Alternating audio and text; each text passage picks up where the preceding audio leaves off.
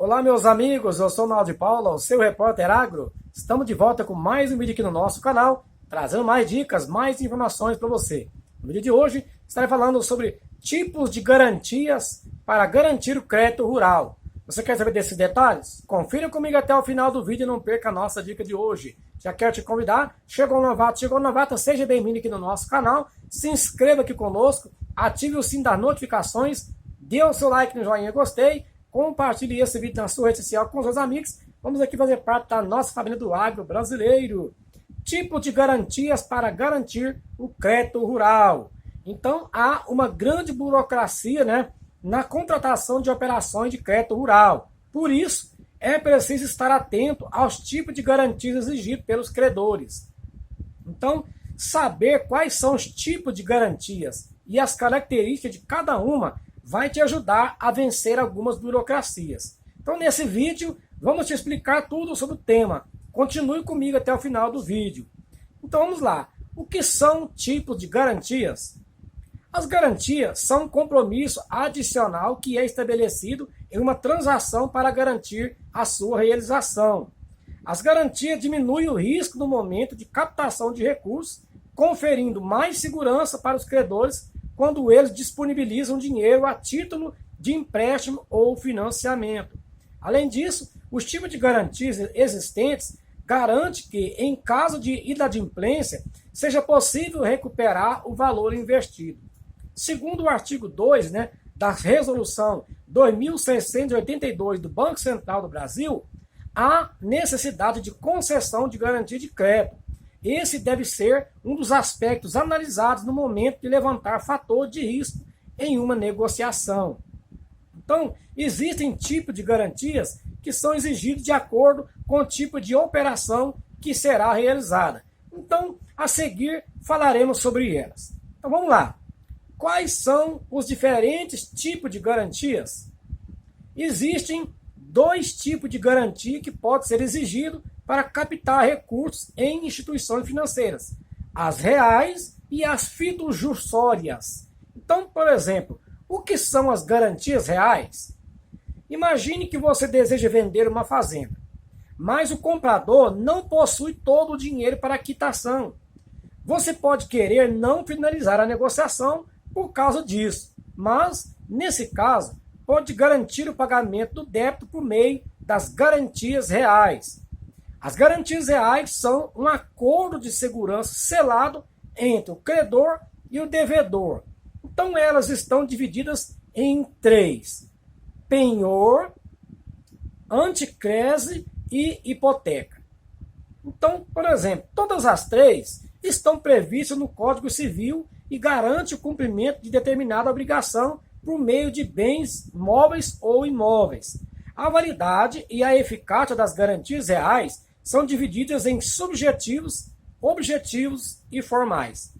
O subjetivo diz respeito à capacidade do sujeito, ou seja, é preciso analisar se o indivíduo possui capacidade de garantir o bem. Por exemplo, em alguns casos, existe a outorga conjugal, que é quando o cônjuge precisa da autorização do outro para realizar atos e negócios jurídicos.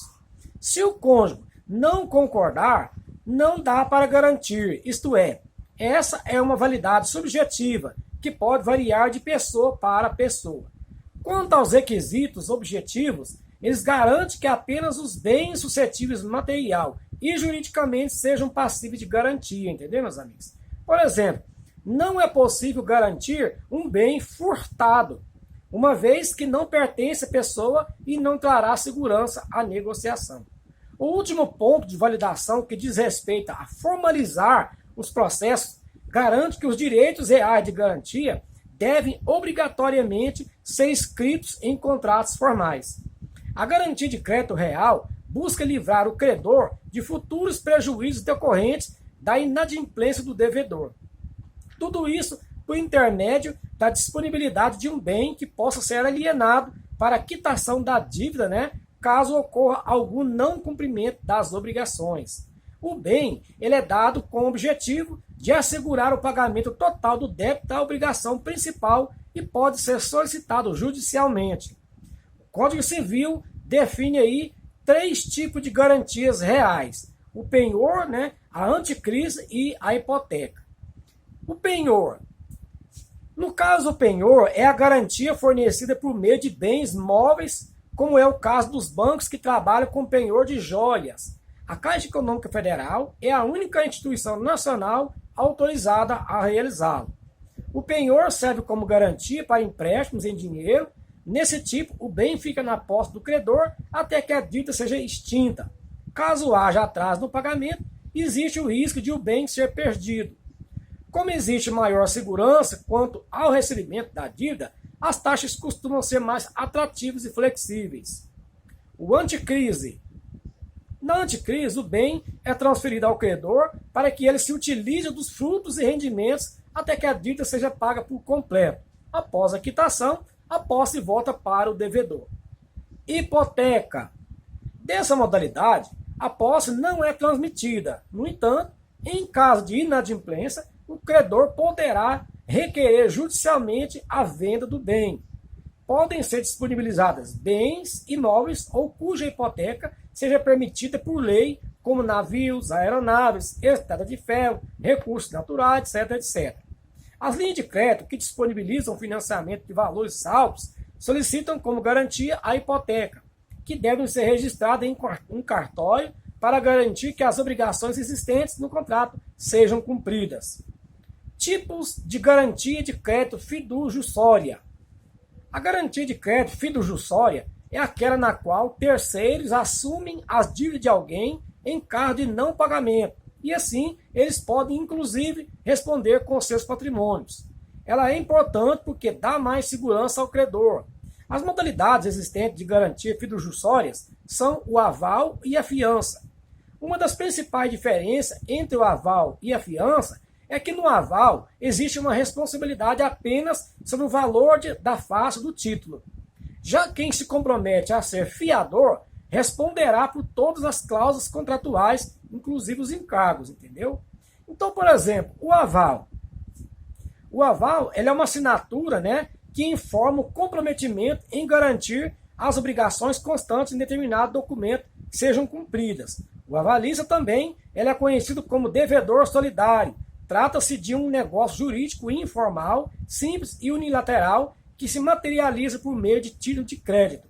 Não se trata de um contrato. Algumas situações que exigem avalistas são as relacionadas a nota promissórias, cheques e letra de câmbio. Existe também a possibilidade de vários avalistas indicarem, né, um único avaliado, tendo então uma multiplicidade de avais. Fiança.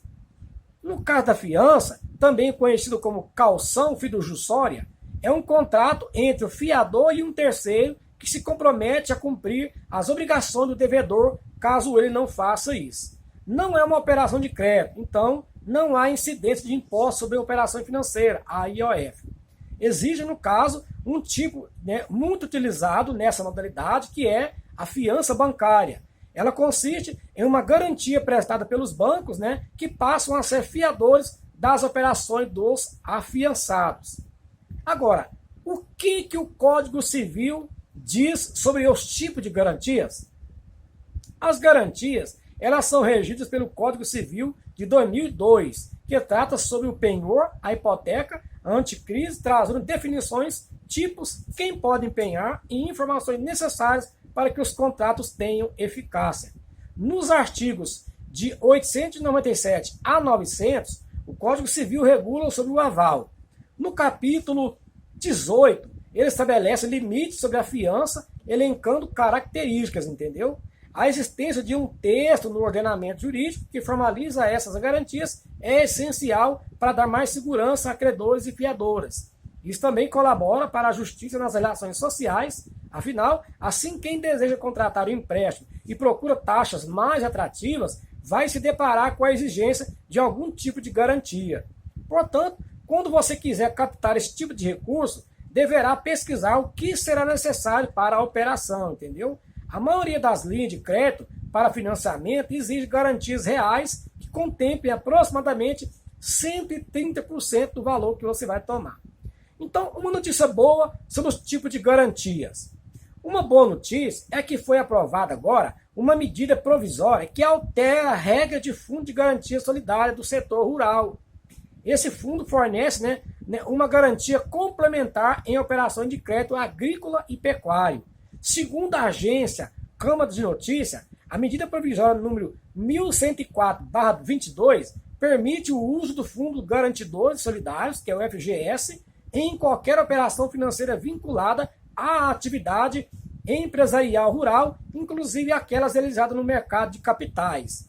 O fundo fornece uma garantia complementar em operações de crédito agrícola e pecuária. Essas são criadas por produtores rurais, pessoa física ou pessoa jurídica, e buscam garantir o pagamento dos débitos contraídos em bancos. De acordo com o texto da medida provisória, o FGS terá dois tipos de cotas: primária para os devedores e secundária do garantidor. Antes dessa medida provisória, existia uma terceira cota, paga pelo credor dos produtores, que em geral eram os bancos. Ela foi excluída da lei, entendeu? A medida também retirou a exigência de percentual mínimo dos cotistas. Antes, os cotistas primários deveriam depositar no FGS e o equivalente a 4% sobre o valor do crédito tomado. O governo afirmou ainda que as mudanças do fundo simplificam a sua constituição pelos produtores rurais e abrem a possibilidade de captação de recursos para o setor rural em outras fontes financeiras. Além disso, em 2020, foi aprovada a nova lei de crédito rural que impactou diretamente as garantias. Dois itens aprovados na lei são essenciais para o setor agrícola quanto ao crédito rural: o citado anteriormente, FGS, e a criação do patrimônio de afetação. Ambos visam ampliar a possibilidade de garantir ao crédito rural, que eram grandes grandes entraves para o desenvolvimento do setor. Em muitos casos, a garantia era desproporcional, visto que o valor de um imóvel rural é muito superior ao valor de empréstimo tomado pelos produtores, que somente são liberados quando há a quitação integral do empréstimo. Ou seja, essa medida é importante para a melhoria da possibilidade de garantias reais ao fornecedor de crédito, ampliando, no caso, a oferta e a qualidade do crédito. Então, já que sabe qual tipo de garantia é ideal para você, sabemos que ao deparar com tantas opções, surgem dúvidas a respeito de qual é a garantia ideal para os seus objetivos, tá ok? E o ideal, no caso, é procurar aí uma consultoria adequada. Existe hoje no mercado brasileiro aí várias consultorias, de crédito rural, que você pode procurar esses consultores de crédito rural e eles vão estar te dando uma orientação bacana e você vai ver quais são essas garantias aí para o crédito rural, para que você venha tomar e ter essa garantia com tranquilidade, ok? Então esse foi o vídeo de hoje, espero que você gostou, espero que eu tenha te informado direitinho. Se você gostou, deixa o like no nosso vídeo, se inscreva conosco se não está inscrito ainda, compartilhe esse vídeo com os seus amigos, ative aqui o sininho das notificações, venha aqui fazer parte da nossa família. Esse foi o vídeo de hoje, um grande abraço para você e até o próximo vídeo, se o bom Deus assim o permitir.